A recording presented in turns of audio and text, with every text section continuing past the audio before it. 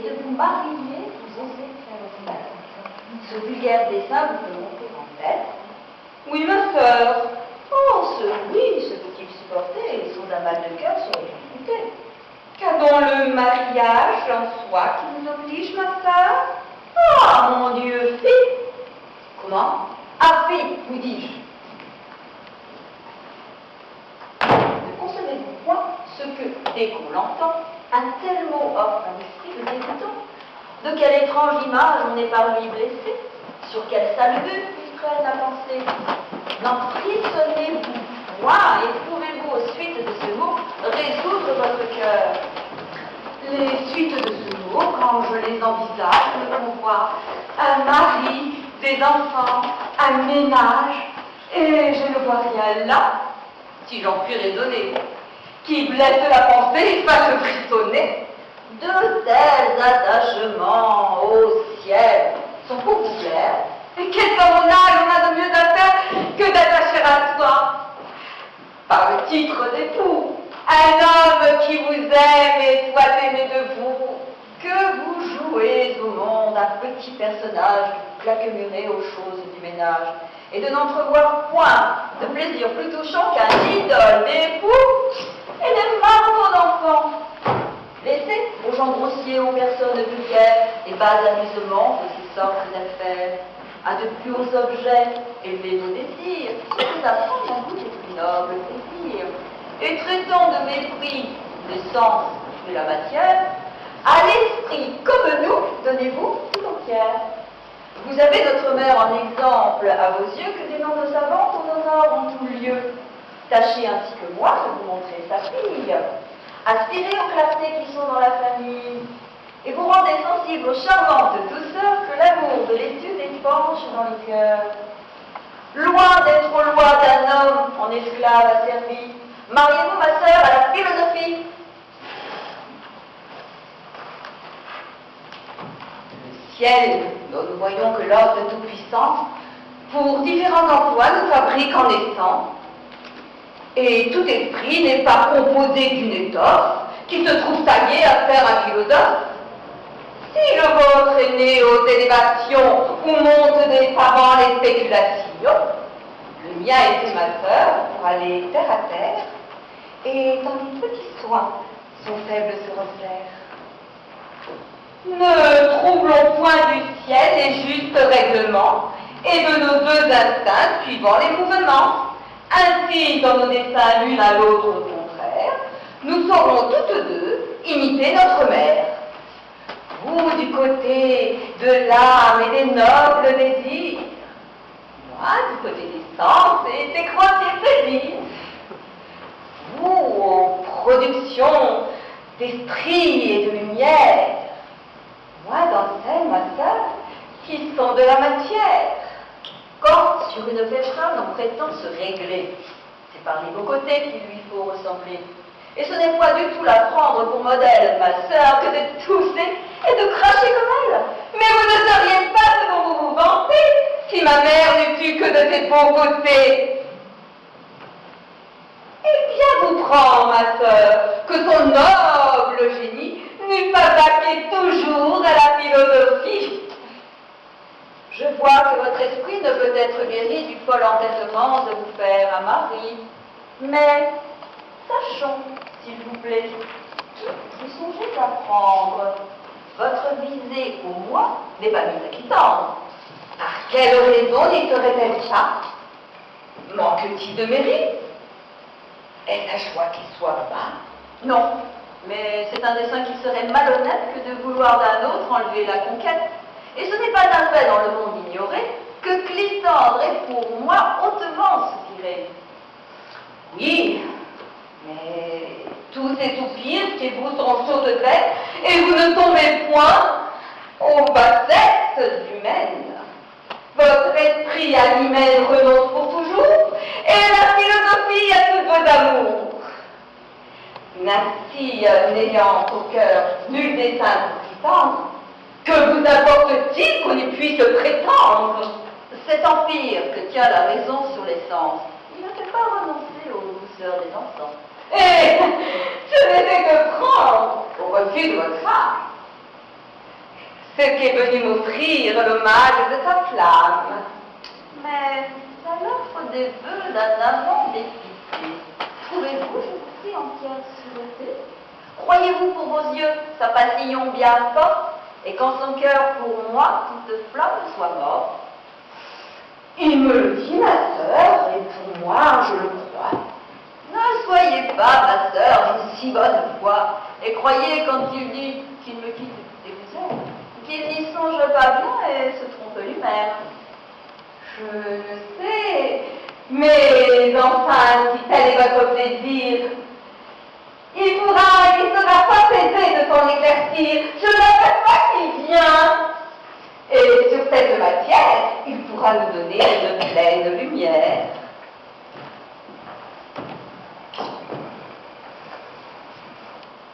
Pour me tirer d'un doute, on me jette ma sœur, entre elle et moi si tendre. Expliquez votre cœur. Non, non, je ne veux pas imposer à votre passion la rigueur d'une explication.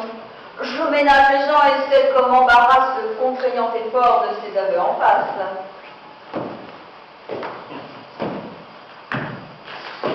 Non, madame. Mon cœur n'a jamais pu tenter les nez sincères, même dans votre cœur, flatter leur caractère. Ceci est un tout consentement pour vous. Je vous trouve plaisant de vous le figurer et bien impertinent de me le déclarer. C'est doucement, ma sœur. Où donc est la morale qui sait si bien régir la partie animale et retenir la bride des efforts du bourreau? Mais vous, qui m'en parlez, où la pratiquez-vous? Mon cœur, sur vos leçons, peut régler sa conduite. Et pour vous faire voir que j'en profite, c'est tendre. Prenez soin d'appuyer votre amour de l'agrément de ceux dont j'ai reçu le jour. Faites-moi sur vos voeux un pouvoir légitime et me donnez moyen de vous aimer sans crime. J'y vais de tous mes soins travailler hautement, et j'attendais de vous ce doux consentement.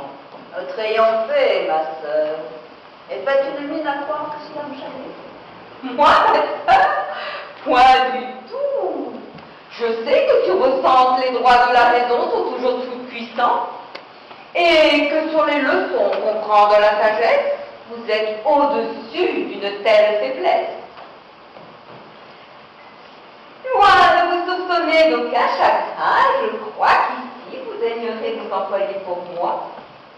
Appuyez sa demande et de votre suffrage, traitez le moment de votre mariage.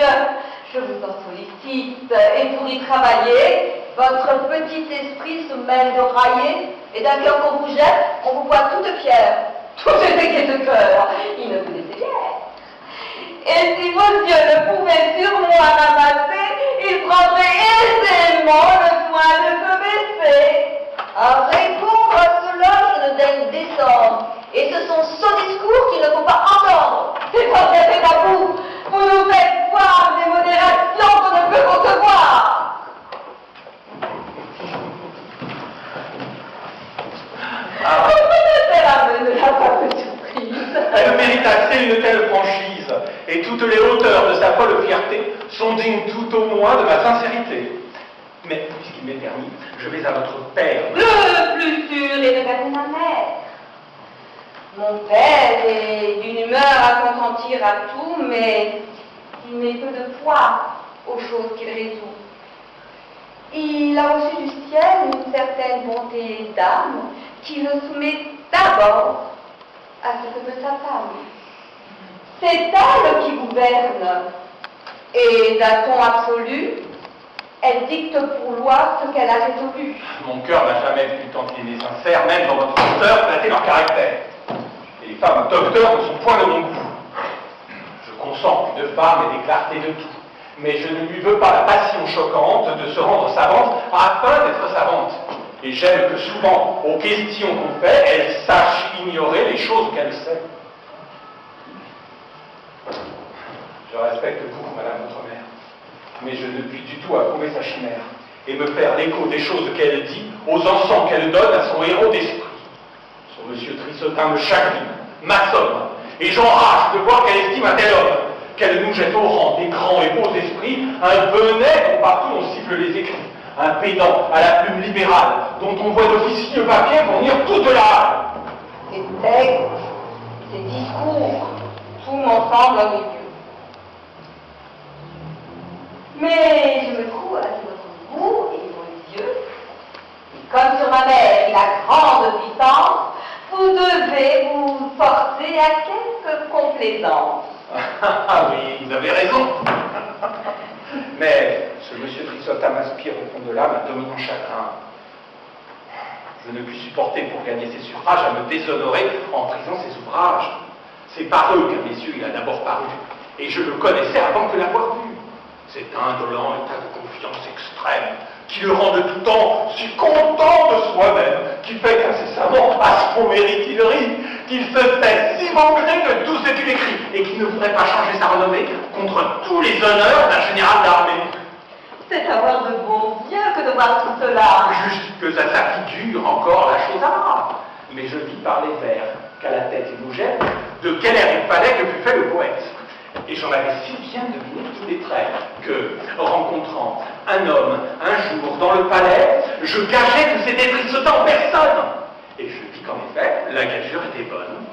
Quel bon! Non, je dis la chose comme elle est. Mais je vois dans le temps, agréez s'il vous plaît, que mon cœur veuille éclaircir notre mystère et gagne sa faveur auprès de notre maître.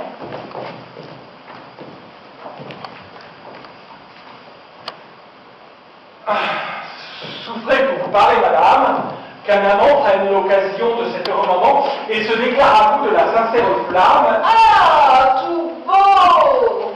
Gardez-vous de m'ouvrir sur votre âme. Si je vous ai su mettre au rang de mes amants, contentez-vous des yeux pour vos seuls truchements et ne m'expliquez point, par un autre langage, des désirs qui chez moi passent pour un outrage. Et si la bouche vient à s'en vouloir mêler, pour jamais de ma vue il vous faut exiler. Dès le crochet de mon cœur, ne prenez point l'alarme. Henriette, madame, est l'objet qui me charme. Et je viens instamment conjurer vos bontés de seconder l'amour que j'ai pour ces beautés. Ah certes, des tours et d'esprit, je l'avoue, ce subtil faux fuyant mérite qu'on le loue. Et dans tous les romans où j'ai jeté les yeux, je n'ai rien rencontré de plus ingénieux. Ceci n'est pas un trait d'esprit, madame, et c'est le pur aveu de ce que j'ai dans l'âme. Les cieux, par les liens d'une immuable ardeur en beauté d'Henriette, ont attaché mon cœur. Henriette me tient sous son aimable empire, et l'hymen d'Henriette me vient en j'aspire. Vous éprouvez beaucoup, et tout ce que je veux, c'est que vous y daigniez favoriser mes vœux. Je vois où doucement veut aller la demande, et je sais, sous ce nom, ce qu'il faut que j'entende. La figure est à droite, et pour n'en point sortir, aux choses que mon cœur m'offre à vous repartir, je dirais qu'Henriette, à l'hymen, est rebelle, et que sans rien prétendre, il faut brûler pour elle. Mais madame, à quoi bon un pareil embarras? Et pourquoi voulez-vous penser ce qui n'est pas? Mon Dieu, point de façon. Cessez de vous défendre de ce que vos regards ont souvent fait entendre. Il suffit que l'on est contente du détour dont c'est adroitement avisé votre amour et que, sous la figure où le respect l'engage, on veut bien se résoudre à souffrir son hommage, pourvu que ces transports par l'honneur éclairé n'offrent à mes hôtels que des vœux épurés. Mais votre erreur, madame... Adieu! Pour ce coup, ceci doit vous suffire. Et je vous ai plus dit que je ne voulais dire. Mais votre erreur... Laissez! Je rougis maintenant. Et ma pudeur s'est faite un effort surprenant. Je veux bien être pendu si je vous aimais sage. Non! Non, je ne veux rien entendre davantage.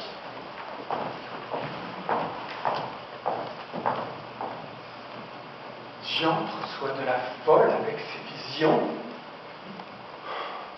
A-t-on rien vu d'égal à cette prévention?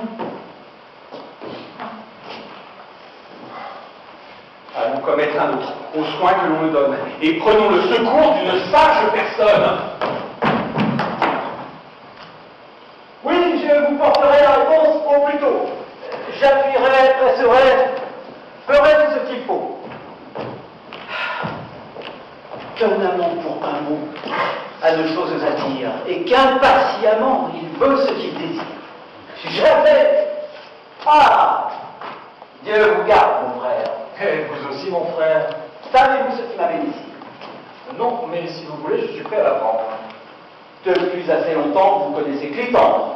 Sans doute, je le vois qu'il fréquente chez nous. En quelle estime est-il, mon frère, auprès de vous? D'homme d'honneur, d'esprit, de cœur et de conduite. Et je vois peu de gens qui soient de son mérite. Certains désirs qu'il a conduit ici mes pas, et je me réjouis que vous en fassiez cas. Clitandre auprès de vous me fait son interprète, et son cœur est épris des grâces d'Henriette. Quoi? De ma fille? Oui. Clitandre en est charmé. Je ne vis jamais amant plus enflammé. Non, non, non, je vous entends. Vous ignorez l'histoire. Et l'affaire n'est pas ce que vous pouvez croire. Comment, ma sœur? Clitandre accuse vos esprits. Et c'est d'un autre objet que son cœur est épris. Vous croyez, ce n'est pas Henriette qu'il aime? Non, j'en suis assuré. Il me l'a dit lui-même. Eh oui. Vous me voyez, ma sœur, chargée par lui d'en faire la demande à son père, aujourd'hui. Fort bien. Et son amour même m'a fait instance de presser les moments d'une telle alliance. Encore mieux. On ne peut tromper plus galamment. Henriette entre nous est un amusement. Dites-nous, s'il vous plaît, cet autre objet qu'il aime. Vous le voulez savoir? Ben oui. Quoi? Moi. Moi-même. Eh, ma sœur. Qu'est-ce donc que veut dire ce « est » Et qu'a de surprenant le discours que je fais? On est fait d'un air, je pense, à pouvoir dire qu'on n'a pas pour un cœur soumis à son empire. Et Dorante, Damis, Cléonte et Lycida peuvent bien faire voir qu'on a quelques apparts.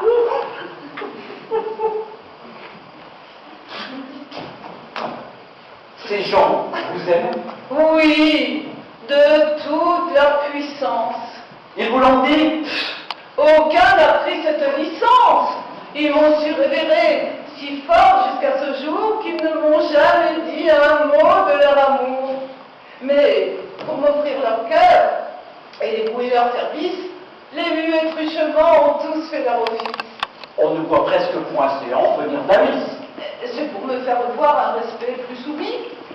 De mots pitons partout dans vos outrages. Ce sont d'emportements d'une jalouse rage. Cléonte et Lycidas ont pris face, tous deux. C'est par un désespoir où j'ai réduit leur feu. Ma foi, ma chère sœur, vision toute claire. De ces chimères-là, vous devez vous défaire. Ah, chimères? Ce sont des chimères, dit-on? Chimères, moi? Oh, vraiment, chimère est fort bon. Je me réjouis fort de chimères, mes frères, et je ne savais pas que j'eusse des chimères.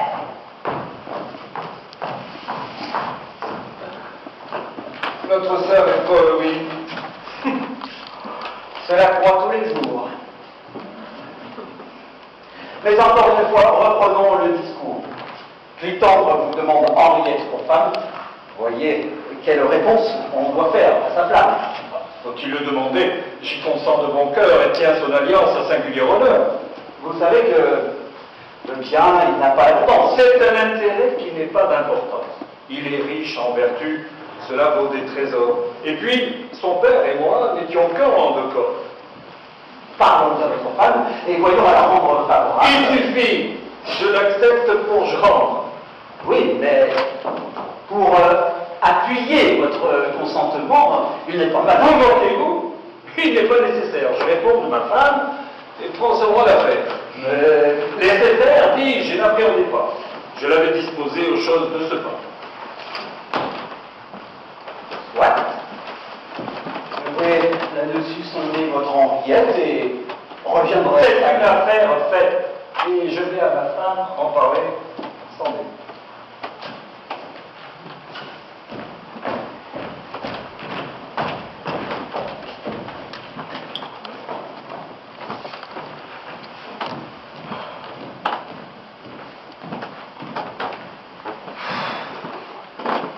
Me voilà bien chanceuse.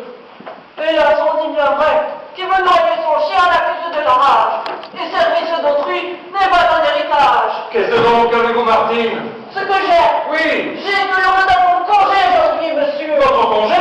Oui, madame me chasse. Je n'entends pas cela, comment? On me menace si je me sors d'ici de me bailler sans vous. Non, vous demeurerez, je suis content de vous. Ma femme bien souvent la tête un peu chaude, je ne veux pas avoir. Quoi? Je vous vois, maraude. Vite, sortez, friponne. Allons, quittez ces lieux et ne vous présentez jamais devant mes yeux. Toutou! Non, en effet. Hé! Je veux qu'elle sorte. Qu'a-t-elle commis pour vouloir de la sorte? Quoi? Vous la soutenez? En aucune façon. Prenez-vous son parti contre moi? Mon Dieu, non, je ne fais seulement que demander son crime. Suis-je pour la chasser sans cause légitime? Je ne dis pas cela, mais il faut de nos gens. Non! Elle sortira, vous dis-je, de ses hancs. Eh bien, oui, nous dit-on quelque chose là contre. Je ne veux pas d'obstacle au désir que je monte. D'accord. Et vous devez, en raisonnable époux, être pour moi contre elle et suivre mon courroux. Aussi fais-je, oui. Ma femme avec les embouchasses, coquine, et votre crime est indigne de grâce. C'est ce donc que j'ai fait. Ma foi, je ne sais pas. Elle est d'humeur encore, à n'en faire aucun cas. Est-ce qu'elle a cassé porcelaine ou limoges, je ne sais pas. Voudrais-je la chasser? Et pour si peu de choses, imaginez-vous qu'on la chasse? Est-ce que pour elle a laissé dérober quelques panières ou quelques plats d'argent? Mais cela ne serait rien. Cela ne serait rien. Peste la belle. Quoi? L'avez-vous surprise à n'être pas fidèle? C'est pire que tout cela. Pis que tout cela? Pire.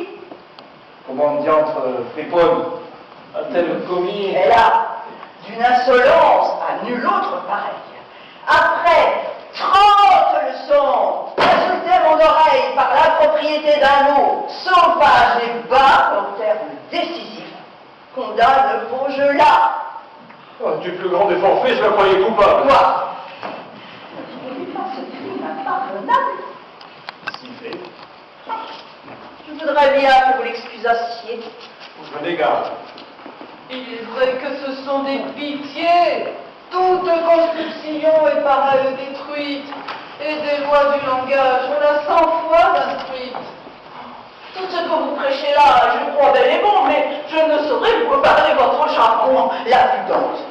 Appelez un jargon le langage fondé sur la raison et sur le bel usage. On se fait entendre, on marche toujours bien, mais tous vos vieux dictons ne servent pas de rien.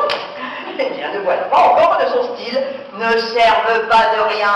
Ô cervelle indocile, faut-il qu'avec les soins qu'on prend incessamment, on ne te puisse apprendre à parler congrument?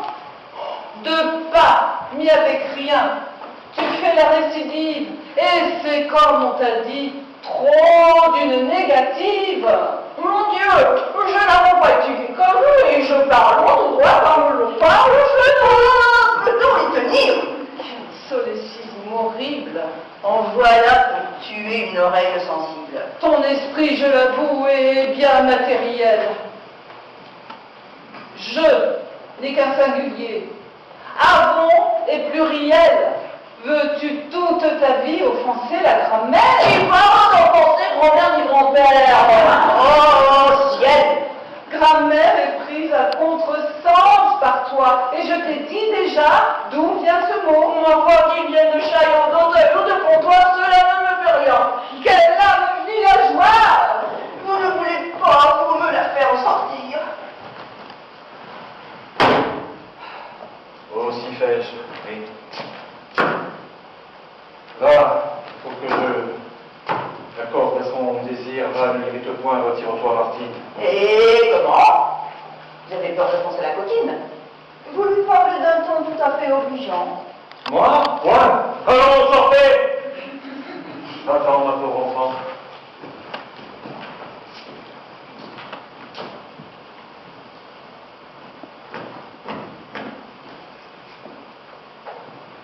Vous êtes satisfaite de la voilà partie? Je la trouve point, est-elle sortie? Qu'importe qu'elle manque aux lois de Fauchelas, pourvu qu'à la cuisine, elle ne manque pas. J'aime bien mieux pour moi qu'en épluchant ses herbes, elle accommode mal les noms avec les verbes et redise 100 fois un bas au méchant mot, que de brûler ma viande ou ça est trop mon beau. Je vis de bonnes soupes et non de beaux langages. Fauchelas n'apprend point à bien faire un potage, et Malherbe et Balzac, si savants en bobo, en cuisine peut-être auraient été des sots. Que ce discours grossier terriblement insolent. Et quelle indignité pour ceux qui s'appellent hommes d'être baissés sans cesse aux soins matériels, au lieu de se hausser vers les spirituels. Le corps, cette guenille, est-il d'une importance, d'un prix à mériter seulement qu'on y pense? Et ne devons-nous pas laisser la bien loin? Oui, mon corps est moi-même et j'en veux prendre soin. Guenille, si l'on veut, ma guenille m'est chère. Le corps avec l'esprit fait figure, mon frère. Mais si vous en croyez tout le monde savant, l'esprit doit, sur le corps, prendre le pas devant. Et notre plus grand soin, notre première instance, doit être à le nourrir du sucre de la science. Ma foi, si vous songez à nourrir votre esprit, c'est de viande bien creuse, à ce que chacun dit. Voulez-vous que je dise, il faut qu'enfin j'éclate, que je lève le masque et décharge ma rate? Il n'est pas bien honnête et pour beaucoup de causes qu'une femme étudie et sache tant de choses. Former au bon demeure l'esprit de ses enfants, faire aller son ménage, avoir l'œil sur ses gens et régler la dépense avec économie doit être son étude et sa philosophie. Nos pères, sur ce point, étaient gens bien sensés, qui disaient qu'une femme en sait toujours assez sur la capacité de son esprit, se hausse à connaître un pourpoint d'un réglement de choses. Les leurs ne lisaient point, mais elles vivaient bien. Leur ménage était tout leur top d'entretien, et leur livre, un dé, du fil et des aiguilles, dont elles travaillaient au trousseau de leurs filles. Les femmes d'à présent sont bien loin de ces mœurs. Elles veulent écrire et devenir auteurs. Nulle science n'est pour elles trop profonde, et séant beaucoup plus qu'un aucun du monde. Les secrets les plus hauts s'y laissent concevoir, et l'on sait tout chez moi. Oh, ce qu'il faut savoir! On y sait, comme bon, Lune, étoile polaire, Vénus, Saturne et Mars, dont je n'ai point à faire. Et dans ce savoir qu'on va chercher si loin, on ne sait comme mon peau, dont j'ai besoin. Mes gens à la science aspirent pour vous plaire, tous ne font rien moins que ce qu'ils ont à faire. Raisonner l'emploi de toute ma maison et le raisonnement bannit la raison. L'un brûle mon roux en lisant quelque histoire, l'autre rêve des vers quand je demande à moi. Enfin, je vois par eux votre exemple suivi et j'ai des serviteurs et ne suis point servi. Une pauvre servante au moins m'était restée qui de ce mauvais air n'était point infectée. Et voilà qu'on la chasse avec un grand fracas à cause qu'elle manque à parler vos jeux-là.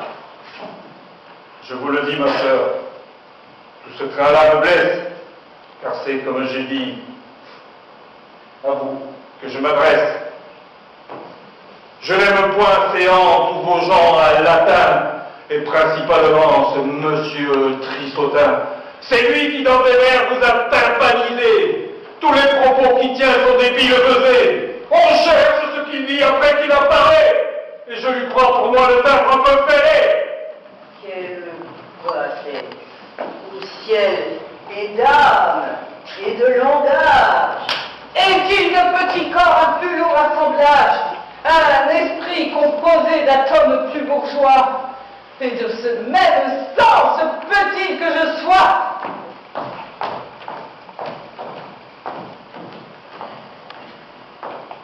Nous ferons notre affaire. À votre pied, on voit quelques dégoûts pour les legumes. C'est une philosophe, enfin, je n'en dis rien. Elle est bien gouvernée et vous faites fort bien. Mais de toute autre humain se trouve sa cadette et je crois qu'il est bon de pourvoir Henriette de choisir un mari. C'est à quoi j'ai songé. Et je veux vous ouvrir l'intention. Ce monsieur Trissotin dont on vous fait un crime et qui n'a pas l'honneur d'être dans votre estime. Et celui que je prends pour l'époux qu'il lui faut. Et je sais mieux que vous juger de ce qu'il vaut. La contestation est ici superflue, et de tout point chez moi, l'affaire est résolue.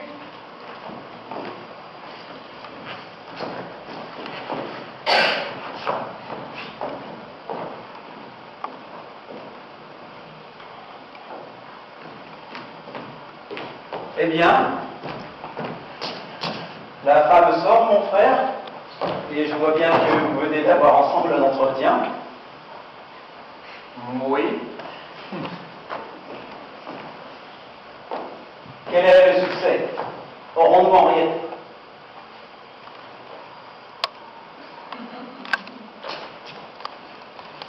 A-t-elle consenti? L'affaire était le fait. Pas tout à fait encore. Refuse-t-elle? Non, Est-ce qu'elle balance? en aucune façon. Quoi donc? C'est que pour Jean, elle offre un autre homme. Un autre homme pour Jean, Alors, qui se nomme? Monsieur Trissotin. Quoi? Ce monsieur Trissotin? Oui, qui parle toujours de vers et de latin. Vous l'avez accepté? Pour avoir un Dieu me plaise. Qu'avez-vous répondu? Rien. Et je suis bien aise de n'avoir point parlé pour ne m'engager pas. La raison est fort belle et c'était un bon pas. Avez-vous su du moins lui proposer Clétendre? Ben non, car comme j'ai vu qu'on parlait d'autres gens, j'ai cru qu'il était mieux de m'avancer point. Certes, votre prudence est rare au dernier point. Mais n'avez-vous point de honte avec votre mollesse, et ce petit homme est assez de faiblesse pour laisser à sa femme un pouvoir absolu et n'oser attaquer ce qu'elle a résolu? Mon Dieu, vous en parlez, mon frère, bien à l'aise. Et vous ne savez pas comme le bruit me pèse. J'aime fort le repos, la paix et la douceur. Et ma femme est terrible avec ses humeurs. Pour peu que l'on s'oppose à ce que veut sa tête, on en a pour 8 jours, l'effroyable tempête. Allez, c'est se moquer. Votre femme, entre nous, est par l'autorité souveraine sur vous. Son pouvoir n'est fondé que sur votre faiblesse. C'est de vous qu'elle prend le titre de maîtresse. Vous-même, à ces hauteurs, vous vous abandonnez et vous laissez mener en paix par le nez. Vous laisserez, sans honte, immoler votre fille aux folles visions qui tiennent la famille et de tout votre bien revêtir un égo pour 6 mots de latin qui leur fait sonner haut. Allez, encore un coup, c'est une moquerie. Et votre lâcheté mérite qu'on en rie. Oui, vous avez raison et je vois que j'ai tort. Allons, il faut enfin montrer un cœur plus fort, mon frère. C'est bien dit. C'est une chose infâme que d'être si soumis au pouvoir d'une femme. Il est bas. De ma douceur, elle a trop profité, fort bien, trop joui de ma facilité, sans doute. Et je lui me fais aujourd'hui connaître que ma fille est ma fille et que j'en suis le maître pour lui prendre un mari qui soit sans les vœux. Vous voilà raisonnable, comme je vous veux.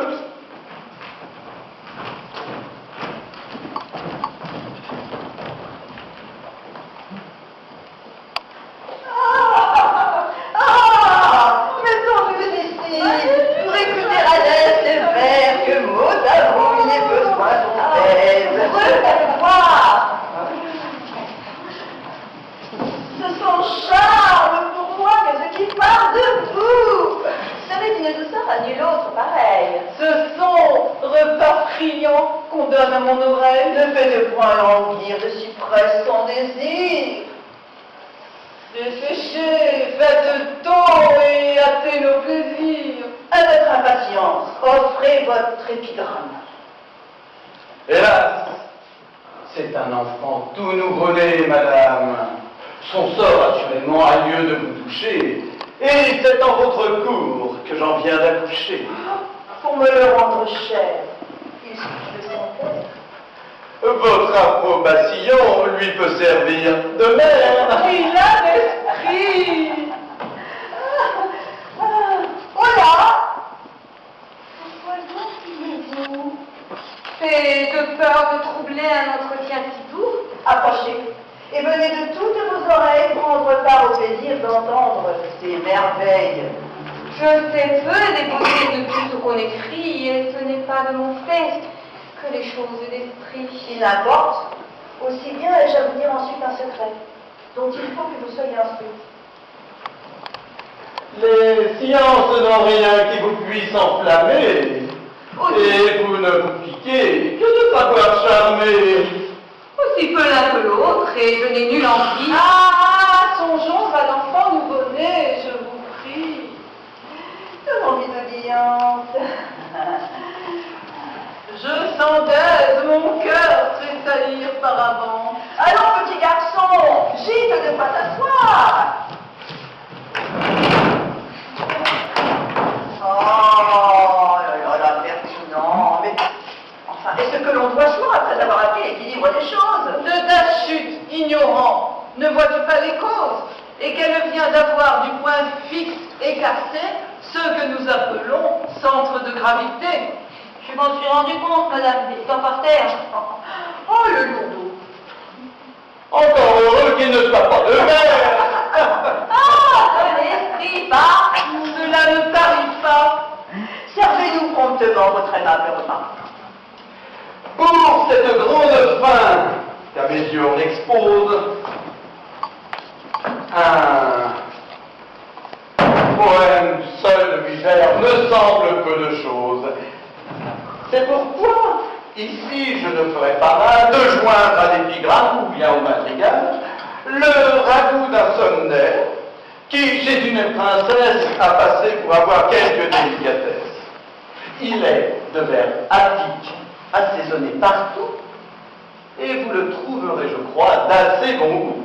Ah, je n'en doute point. Donnons vite audience. Je sens d'aise mon cœur tressaillir par avance. J'aime la poésie avec entêtement, et surtout quand les vers sont tournés galamment. Si nous parlons toujours, il ne pourra rien dire.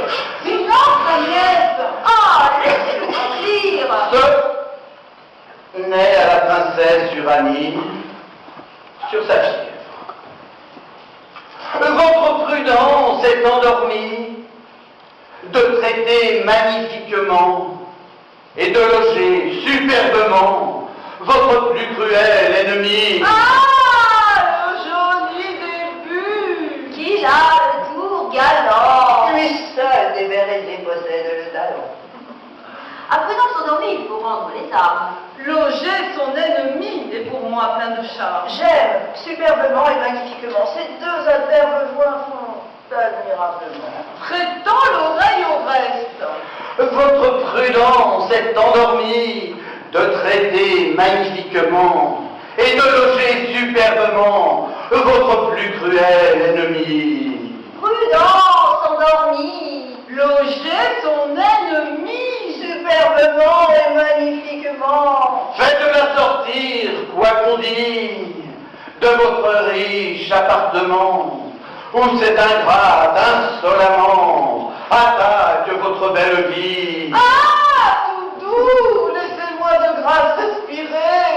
Donnez-nous le loisir, s'il vous plaît, d'admirer. On sent, avec ces vers, on se sent pendu. Faites-la sortir, quoi qu'on dit que riche appartement est largement dit et que la métaphore est mise avec esprit. Faites-la sortir, quoi qu'on dit. Ce quoi qu'on dit est d'un goût admirable. C'est un sentiment à loi impériable. De quoi qu'on dit aussi, le cœur est amoureux. Je suis de votre avis, quoi qu'on dit est heureux. Je voudrais l'avoir fait. Il vaut toute une pièce. Mais, en comprenant bien comme moi la finale. Oh! Faites-la sortir, quoi qu'on dit. Que de la fièvre, si des intérêts. N'ayez aucun égard, moquez-vous des caquets. Faites-la sortir, quoi qu'on dit. Quoi qu'on dit. Quoi qu'on dit. Ce quoi qu'on dit en dit beaucoup plus qu'il ne semble. Je ne sais pas pour moi si chacun me ressemble, mais j'entends là-dessous 1 million de mots. Il est vrai qu'il dit plus de choses qu'il n'est gros. nous avez fait ce charmant. Avez-vous compris, vous, toute son énergie? Songez-vous bien vous-même à tout ce qu'il nous dit et pensiez-vous alors y mettre tant d'esprit. J'ai pas aussi la gratte dans la tête, la gratte de fièvre, injuste et malhonnête, qui traite mal les gens qui la logent chez eux. Enfin, les quatrains sont admirables tous deux. Venons-en promptement au tiercé, je vous prie. Oh, s'il vous plaît, encore, quoi qu'on dise.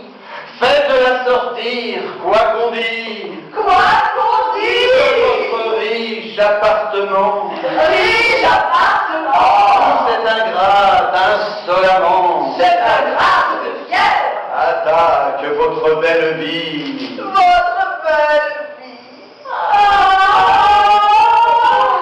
Quoi? Sans respecter votre rang, elle se prend à votre sang. Et nuit et jour vous fait outrage. Si vous la conduisez au bain, sans la marchander davantage, noyez-la de vos propres mains. On n'en peut plus. On part, on se marre de plaisir. De mille doux frissons, vous me sentez saisir. Quoi? Sans émotion sont dans cette lecture. Vous faites là, ma nièce, une étrange figure. Chacun fait ici-bas la figure qu'il veut maintenant. Et bel esprit, il ne l'est pas qui veut. Peut-être que mes vers importunent, madame. Point, je n'écoute pas. Ah, voyons l'épigramme.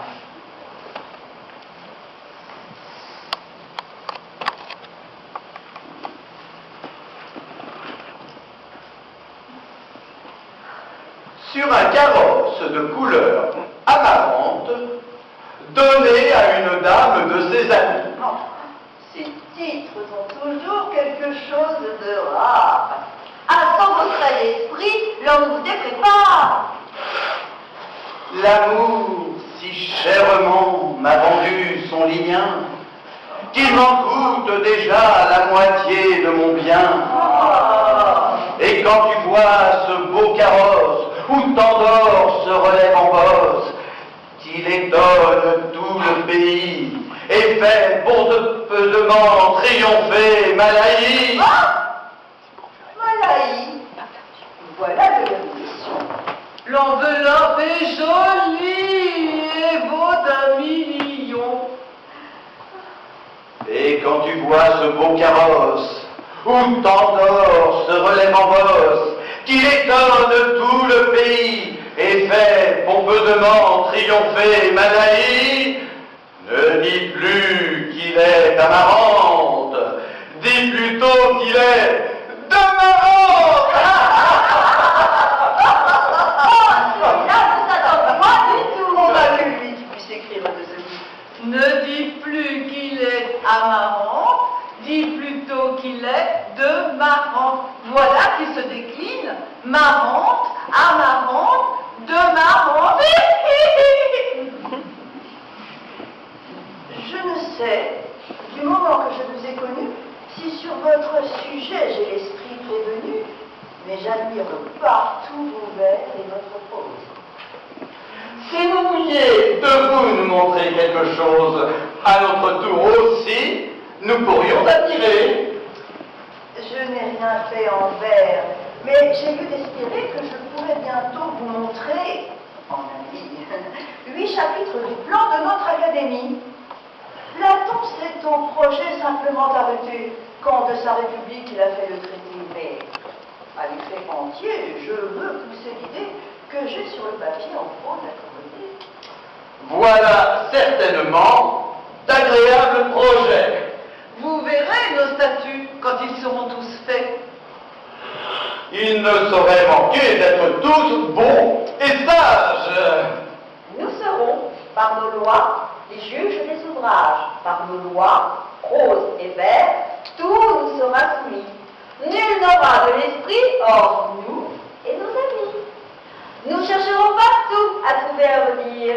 Et nous verrons que nous, qui avons, sache bien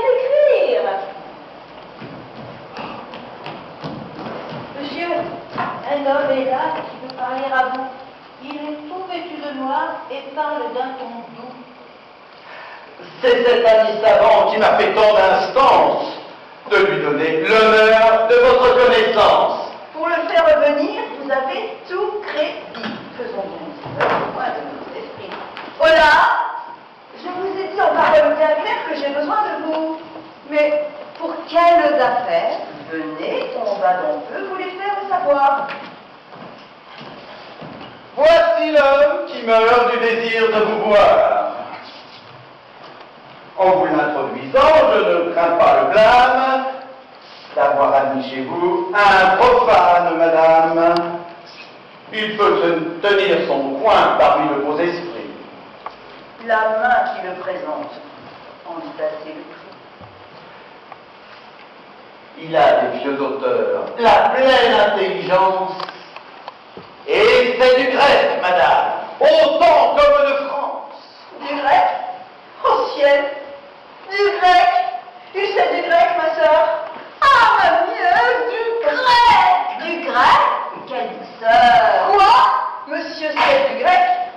Ah, permettez de grâce que pour l'amour du grec, monsieur, on vous embrasse!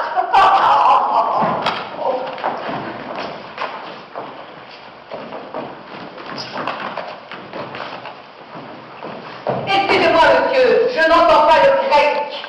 J'ai, pour les livres grecs, un merveilleux respect. Je crains d'être fâcheux par l'ardeur qui m'engage à vous rendre aujourd'hui, madame, mon hommage, mais j'aurais pu troubler quelques doctes entretiens. En reste, il fait merveille ainsi en vers ainsi qu'en prose, et pourrais, s'il voulait, vous montrer quelque chose. Le défaut des auteurs dans leur production, c'est d'en tyranniser les conversations, d'être au palais, aux cours, aux ruelles, aux tables, de leur faire fatigants lecteurs infatigables. Pour moi, je ne vois rien de plus, à mon sens, qu'un auteur qui partout va gueuser les encens, qui, des premiers venus saisissant les oreilles, ont fait le plus souvent les martyrs de ses veilles. On ne m'a jamais vu ce fol entêtement, et d'un grec, là-dessus, je suis le sentiment qui, par un dogme express, défend à tous les sages l'indigne empressement de lire leurs ouvrages. Voici de petits vers pour de jeunes amants sur quoi je voudrais... Vos pères ont des beautés que n'ont pas tous les autres. Les Grâces et Vénus règnent dans tous les mots. Vous avez le tour libre et le bon choix des mots. On voit partout chez vous l'ithos et le pathos. Nous avons vu de vous des églogues d'un style qui parlent en 12 attraits, Théocrite et Virgile. Vos hommes ont un air noble, galant et doux, qui laisse de bien loin votre Horace après vous. Et n'est-il rien d'amoureux comme vos chansonnettes?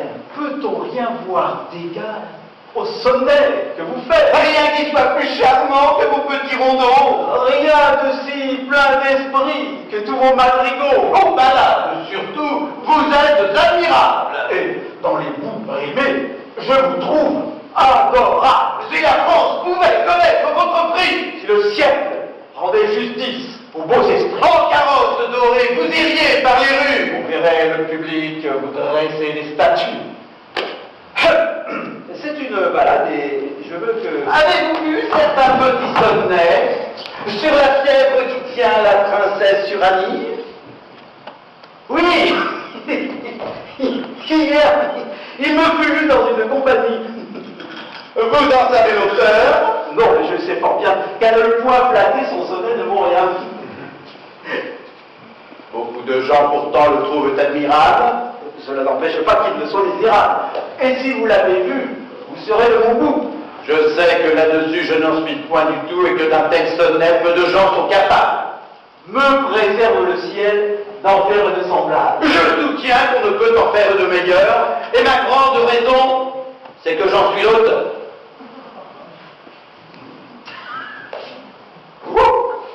Moi, je ne sais donc comment se fit l'affaire, c'est qu'on fut malheureux de ne pouvoir vous plaire. Il faut qu'en écoutant, j'ai eu l'esprit distrait, ou bien que le lecteur m'ait gâté le sonnet. Mais laissons ce discours et voyons ma balade. La balade, à mon goût, est une chose fade. Ce n'en est plus la mode. Elle sent son vieux temps. Cependant, la balade charme beaucoup de gens. Cela n'empêche pas qu'elle ne me déplaise. Elle n'en reste pas pour cela plus mauvaise. Elle a, pour les pédants, de merveilleux appâts. Cependant, nous voyons qu'elle ne vous plaît pas. Vous donnez sottement vos qualités autres. Fort impertinemment, vous me jetez les vôtres. Allez, petit grimaud barbouilleur de pâté. Allez, rimeur de balle, au propre de métier. Allez, critiquer les cris, impudent stagiaire. Allez, cuistre, messieurs. Que prétendez-vous faire? Va restituer tous les hontes de la faim que réclament sur toi les Grecs et les Latins. Va-t'en faire amende honorable au Parnasse d'avoir fait à tes vers étrangiller Horace. Souviens-toi de ton livre et de son peu de bruit. Et toi, de ton libraire à l'hôpital réduit. Ma gloire est établie, en vain tu la déchires. Oui, je te renvoie à l'auteur des satires. Et je t'y renvoie aussi. J'ai le contentement qu'on voit qu'il m'a traité plus favorablement. Il me donne en passant la tâche légère parmi plusieurs auteurs qu'au palais ont pris vers, mais jamais dans ses vers, il ne te laisse en paix, et l'on t'y voit partout être en but, à ses traits. C'est par là que j'y tiens un rang plus honorable. Il te met dans la foule ainsi qu'un misérable. Il croit que c'est assez d'un coup pour t'accabler, et ne t'a point fait l'honneur de redoubler. Mais il m'attaque à part comme un noble adversaire sur qui tout son effort lui semble nécessaire. Et ses coups en tout lieu redoublés contre moi montrent qu'il ne se croit jamais victorieux. Ma plume t'apprendra quel homme je puis être. Et la mienne te fera voir ton maître. Je te défie. En paix. Bon.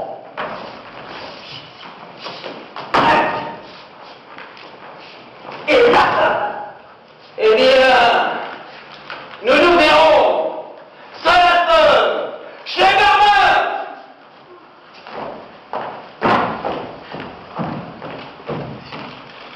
À mon comportement, ne donnez aucun blâme. C'est votre jugement que je défends, madame, sur le sonnet qu'il a l'audace d'attaquer. À vous remettre bien, je me veux appliquer, mais parlons d'autre affaire. Approchez en bien. Depuis assez longtemps, mon âme s'inquiète. La beauté du visage est un frêle ornement, une fleur passagère, un éclat d'un moment, mais qui n'est attaché qu'à la simple épiderme. Celle de l'esprit est inhérente et ferme. Et la pensée enfin où mes voeux ont souscrit, c'est d'attacher à vous un homme plein d'esprit. Et cet homme est monsieur, que je vous détermine à voir comme l'époux que mon choix vous destine. Moi, ma mère? Oui, vous faites la sorte un peu. Je vous entends. Vos yeux demandent mon aveu pour engager ailleurs un cœur que je possède. Allez, je le veux bien. À ce nœud, je vous cède. C'est un hymen qui fait votre établissement. Je ne sais que vous dire en mon ravissement, madame.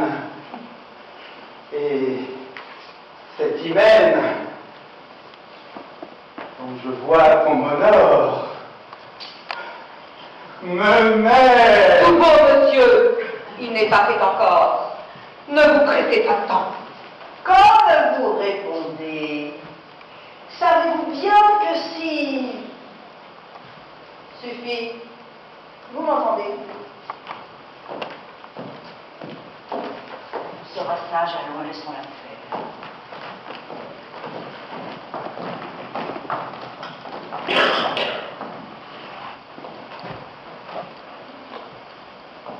On va briller pour vous les soins de notre mère, et son choix ne pouvait d'un plus illustré coup. Si le choix est si beau, que ne le prenez-vous? Et c'est à vous, dans un droit que ça m'a donné. Je vous le sais de tout, comme à ma sœur aînée. Si les maîtres comme à vous me paraissaient charmants, j'accepterais votre offre avec ravissement. Si j'avais comme vous les pieds dans la tête, je pourrais le trouver un parti fort honnête. Cependant, bien qu'ici nos goûts soient différents, nous devons obéir, ma sœur, à nos parents. Une mère a sur nous une entière puissance. Et vous croyez en vain par votre résistance? Allons, ma fille, il faut approuver mon dessein. Ôtez ce gant que j'ai à monsieur dans la main et le considérez désormais dans votre âme un homme dont je veux que vous soyez la femme. De ce côté, ma sœur, vos penchants sont fort grands. Il nous faut obéir, ma sœur, à nos parents. Un père a sur nos vœux une entière puissance. Une mère a sa part à notre obéissance. Qu'est-ce à dire? Je dis que j'appréhende fort qu'ici, ma mère et vous ne soyez pas d'accord. Et c'est un autre effet. Taisez-vous, Péronnelle.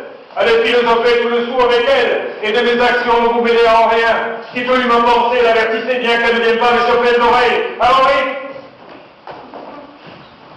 Fort bien! Vous faites des merveilles! Quel transport, quelle joie! Ah, que mon sort est doux! Allons, prenez sa main et passez devant nous.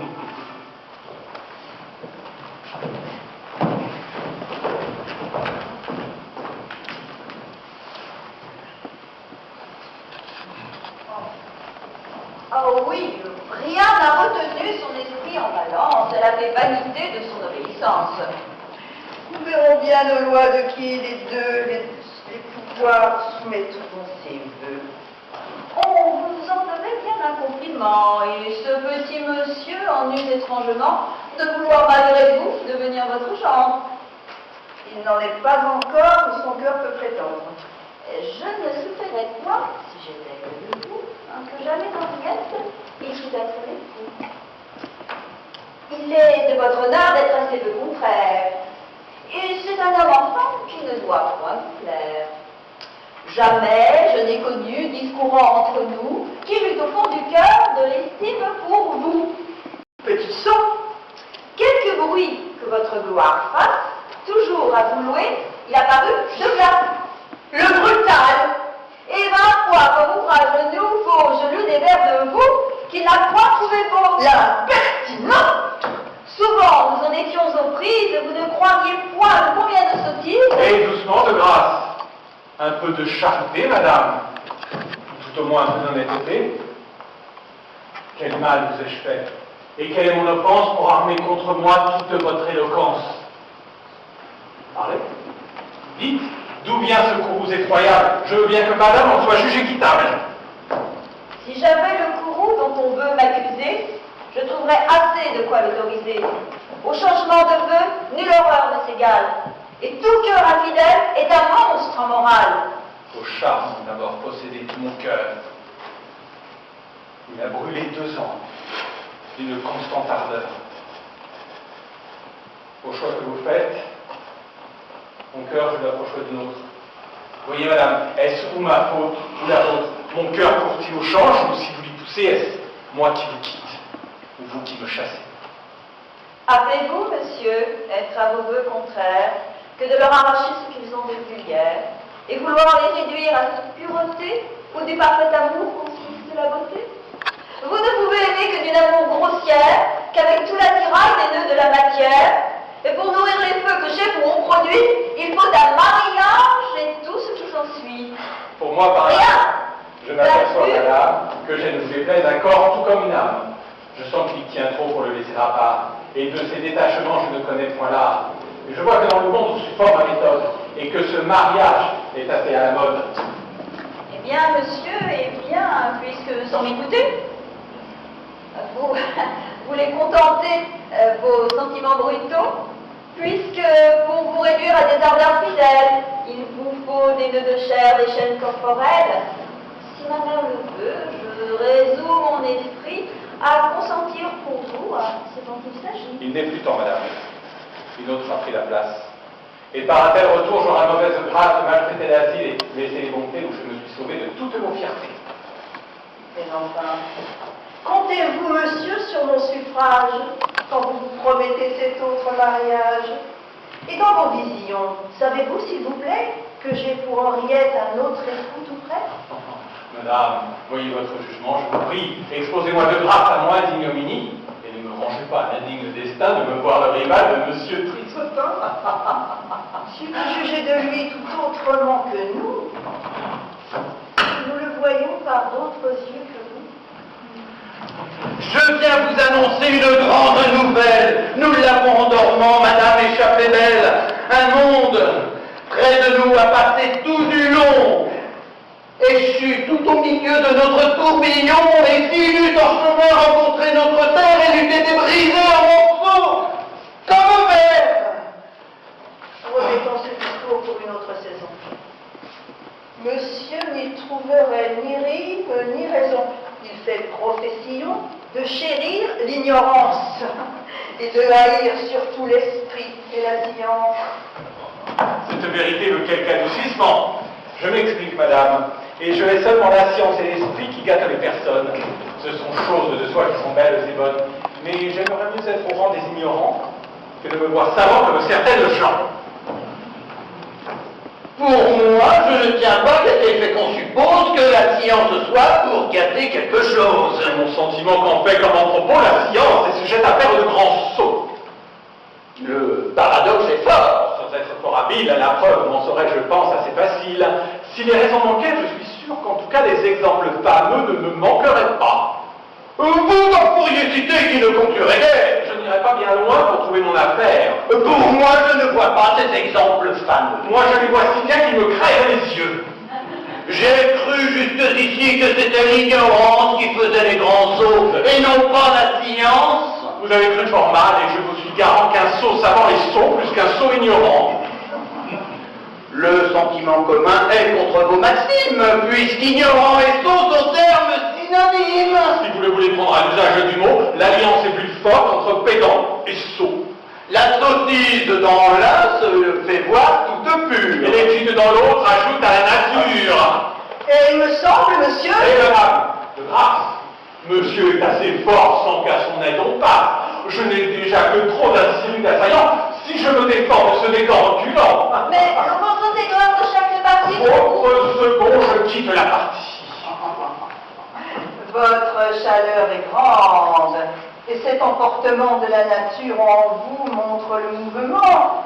C'est le nom de rival qui dans votre âme excite.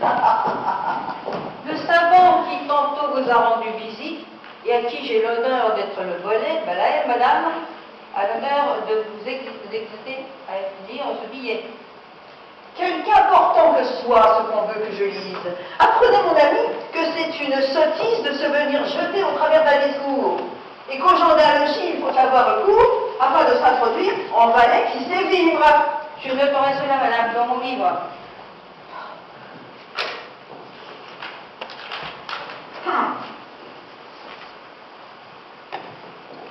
Trissotin s'est vanté, madame, qu'il épouserait votre fille. Je vous donne avis que sa philosophie n'en veut qu'à vos richesses, et que vous ferez bien de ne point conclure ce mariage que vous n'ayez vu le poème que je compose contre lui. En attendant cette peinture où je prétends vous le dépeindre de toutes ses couleurs, je vous envoie Horace, Virgile, Terence et Catulle, où vous verrez noter en marbre tous les endroits qu'il a fillés. Bon. Ah, voilà sur cet hymen que je me suis promis un mérite attaqué de beaucoup d'ennemis. Et ce déchaînement aujourd'hui me convie à faire une action qui confonde l'envie, qui lui fasse sentir que l'effort qu'elle fait de ce qu'elle veut rompre pourra prêter l'épée. Reportez tout cela sur l'heure à votre maître et lui dites qu'afin de lui faire reconnaître quel grand étage fait de ses nobles avis, et comme je les crois dignes d'être suivis, dès ce soir, à monsieur, je marierai ma fille.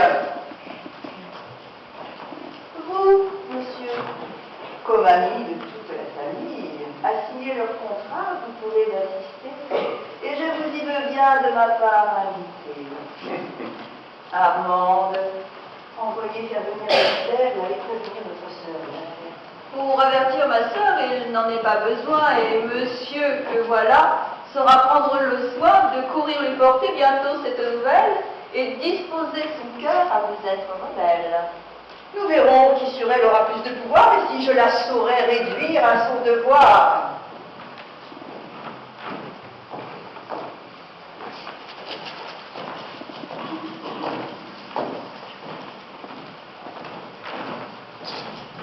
J'ai grand regret, monsieur, de voir qu'à vos visées, les choses ne sont pas tout à fait disposées.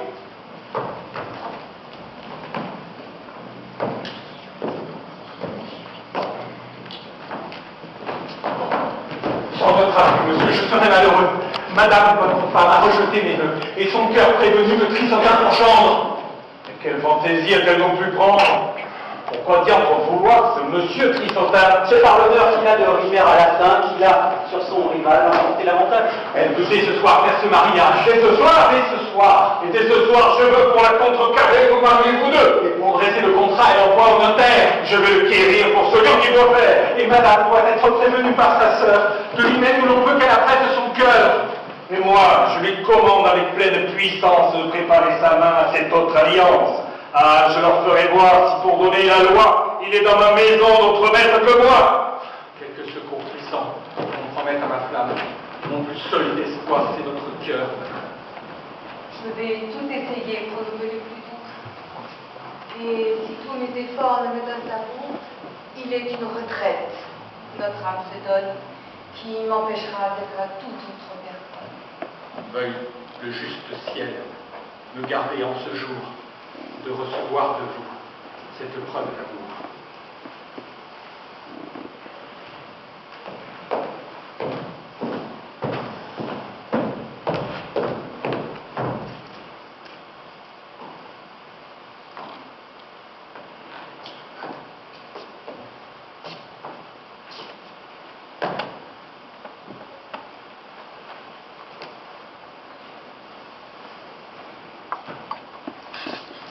C'est sur le mariage où ma mère s'apprête que j'ai voulu monsieur vous parler tête à tête. Et j'ai cru, dans le trou que je vois à la maison, que je pourrais vous récupérer la raison. Votre grâce et votre air sont bien les richesses qui vous ont attiré, mes vœux et mes tendresses. C'est de ces seuls trésors dont je suis amoureux. Je suis fort redevable à vos feux généreux. Cet obligeant amour a de quoi me confondre, et j'ai regret, monsieur, de n'y pouvoir répondre. Je vous estime autant qu'on saurait estimer, mais je trouve un obstacle à pouvoir vous aider. Un cœur, vous le savez, à deux ne saurait être. Et je sens que du mien, si tendre ces fenêtres. Je sais qu'il a bien moins de mérite que vous, que j'ai de méchants dieux pour le choix d'un époux. Le don de votre main, où l'on je prétends, me livrera ce cœur que possède qui tendre. Et parmi le doux soin, j'ai lieu de présumer que je pourrais trouver l'art de me faire aimer. Non. À ces premiers vœux, mon âme est attachée et ne peut, monsieur de vos soins, être touchée. Avec vous, librement, j'ose ici m'expliquer, et mon aveu n'a rien qui vous doit vous blesser.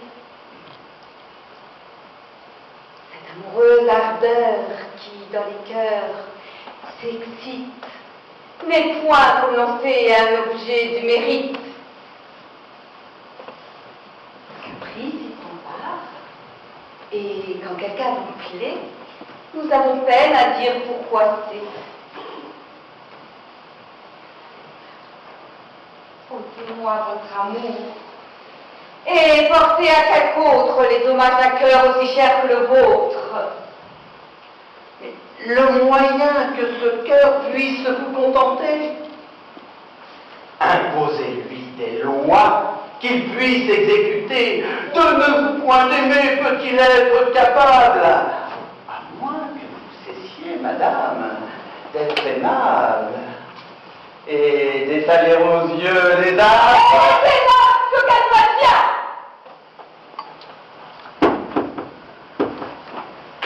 Nous allons voir bientôt comment ira l'affaire. Et on a là-dedans fait venir le notaire.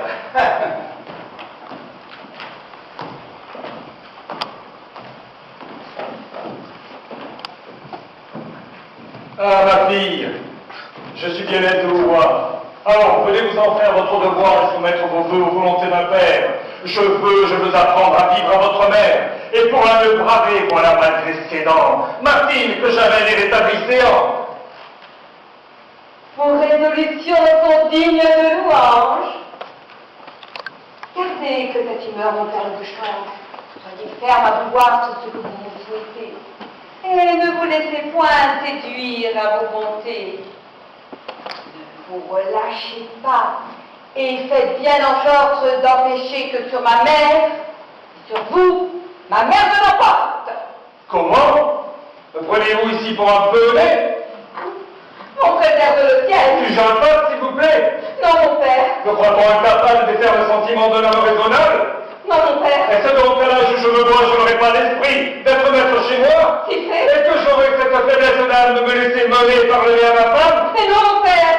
Ouais, qu'est-ce donc que ceci? Je vous trouve plaisante à me parler ainsi. Si je vous ai choqué, ce n'est nul mon envie. Ma volonté séante doit être en tout suivie. Oh, mon père. Encore, moi, dans la maison, n'a droit de commander. Oui, vous avez C'est moi qui tiens le rang de chef de la famille. Eh oui. C'est moi qui dois disposer de ma fille. Qui fait?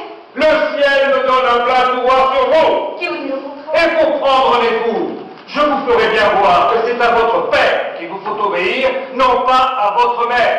Et là, vous flattez là le plus beau de mes vœux. Veuillez être obéi, c'est tout ce que je veux. Nous verrons si ma femme a des désirs rebelles. La voici qui conduit le notaire avec elle. Secourez-moi bien tous. Laissez-moi, j'aurai soin de vous encourager si j'en ai de besoin. Alors, monsieur, prenez la table pour écrire. Ah! Cette impudente ose encore se produire. Pourquoi donc, s'il vous plaît, la ramener chez moi? Tantôt, avec loisir, on vous dira pourquoi. Nous avons maintenant autre chose à conclure. Procédons au contrat. Où donc est la future? Celle que je marie à la cadette. Bon, Oui, la voilà, monsieur. Henriette est son nom. fort bien. Et le futur? L'époux que je lui donne, monsieur. Et celui, moi, qu'en propre personne, je prétends qu'elle épouse, est monsieur. Deux époux? C'est trop vrai. Vous avez fait. Mettez monsieur Trissotin pour mon gendre. Pour mon genre, vous mettez monsieur Tristan. Mettez-vous donc d'accord. Et d'un jugement mûr, voyez à convenir entre vous du futur. Suivez, monsieur, le choix où je m'arrête. Faites, monsieur, les choses à ma tête. Dites-moi donc à qui j'obéirai des deux. Comment? Vous combattez les choses que je veux. Ce n'est point à la femme à prescrire. Et je sonne pour céder dessus en toutes choses aux hommes. C'est bien vrai. Mon congé 100 fois me fut-il la poule ne doit pas chanter devant le coq. Sans doute. Et nous voyons que d'un homme on se pose quand sa femme chez lui porte autre chose. Il est vrai. Si j'avais un mari, je l'ai dit, je voudrais qu'il soit le maître du logis. Et je ne l'aimerais point s'il faisait le Jean-Christ. Et si je contestais contre lui par caprice, si je parlais trop haut, je trouverais pas bon qu'avec cette souplesse, il ramène sa menton. C'est parler comme il faut. Monsieur est raisonnable de vouloir pour sa fille un mari convenable. Ah oui. Et par quelle raison, jeune et bien fait qu'il est, lui a refusé qu'il tombe? Pourquoi, s'il vous plaît, lui bailler un savant qui sans cesse épilogue? Lui pour un mari, non pas un pédagogue, et ne voulant savoir le gré ni le latin, elle n'a pas besoin d'un monsieur Trissotin. Très bien. Dire qu'elle jeune à son aide. Les savants ne sont bons que pour prêcher en chèvre. Est-ce fait?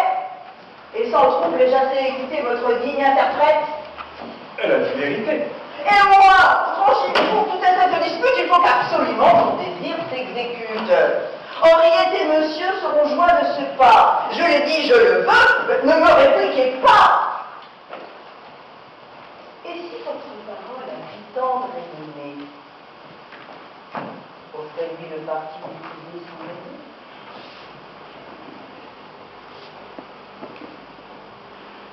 Voilà dans cette affaire un accommodement.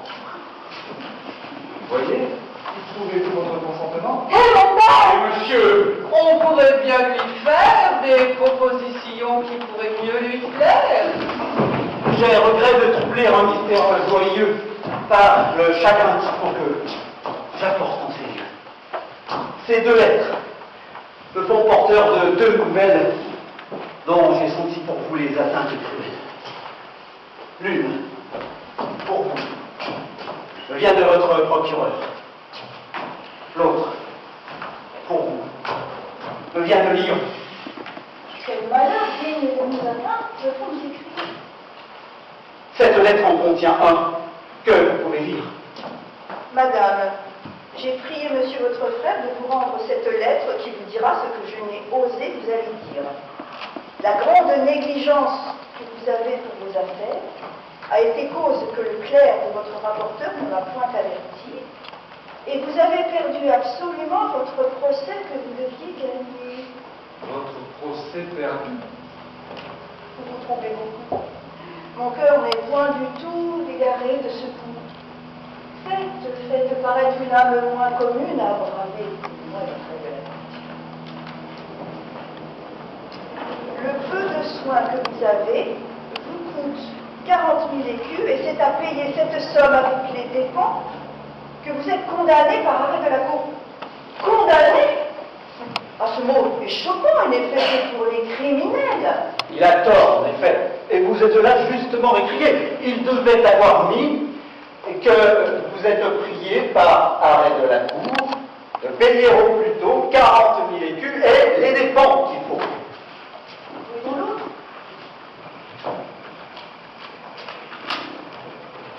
Monsieur, l'amitié qui me lie à monsieur votre frère me fait prendre intérêt à tout ce qui vous touche.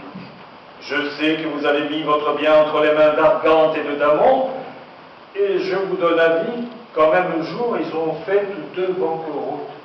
Au ciel, tout à la fois perdre ainsi tout mon bien. ah, quel honteux transport. Oui, tout cela n'est rien. Il n'est pour le vrai sage aucun revers funeste et perdant toute chose. À soi-même, il se reste. Achevons notre affaire et quittez votre ennui. Son bien nous peut suffire, et pour nous et pour lui. Non, madame. Cessez de presser cette affaire.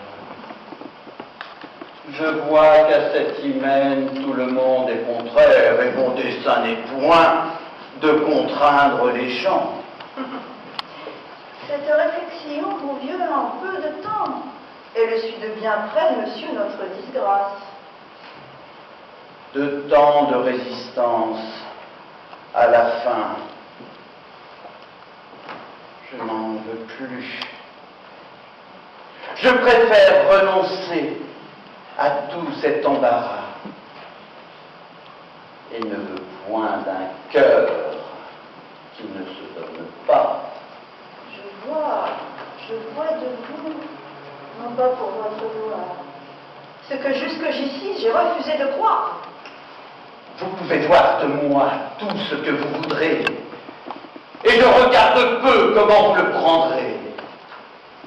Mais je ne suis point homme à souffrir l'infamie des refus offensants qu'il faut qu'ici j'essuie. Je vaux bien que de moi l'on fasse un peu de calme, et je baise les mains à qui ne me veut pas.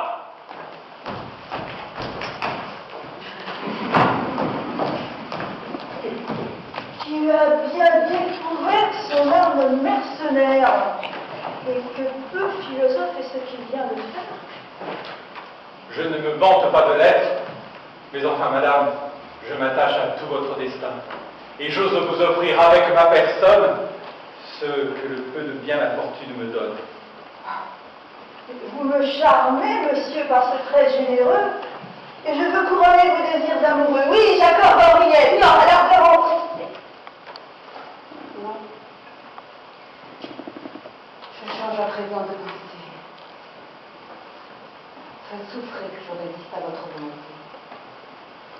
Quoi? Vous vous opposez à ma félicité, à l'heure où je vois tout le monde à mon amour se rendre?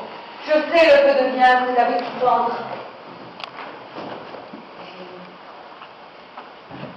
Des retours importants.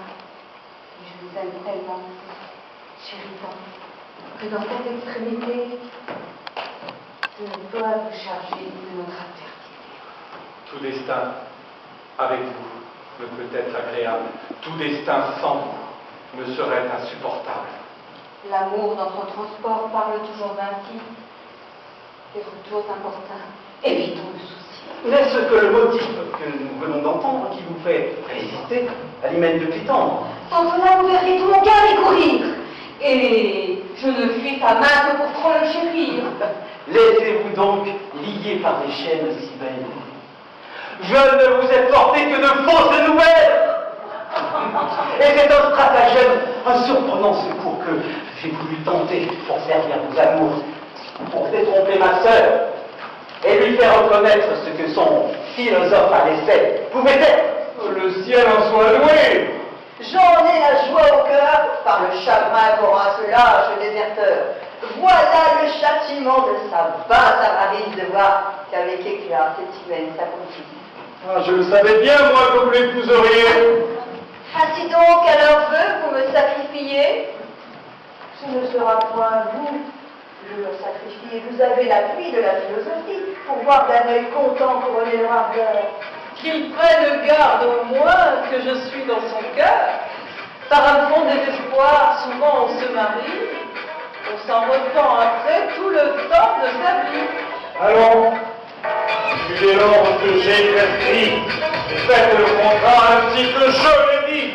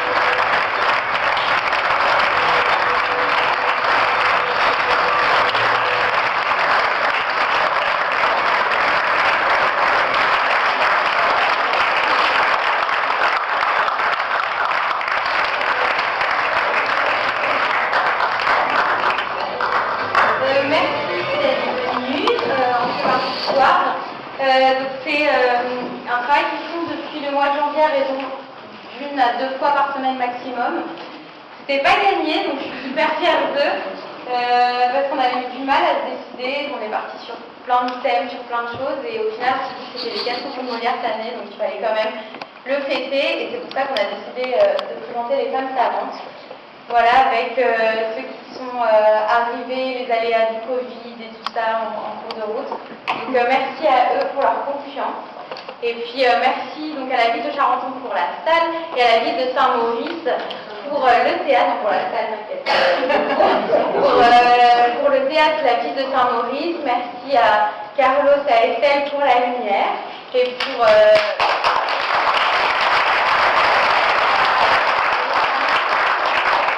à Marguerite pour l'accueil et à Sébastien qui n'est pas là mais qui nous a accueillis aussi toute la journée. Voilà.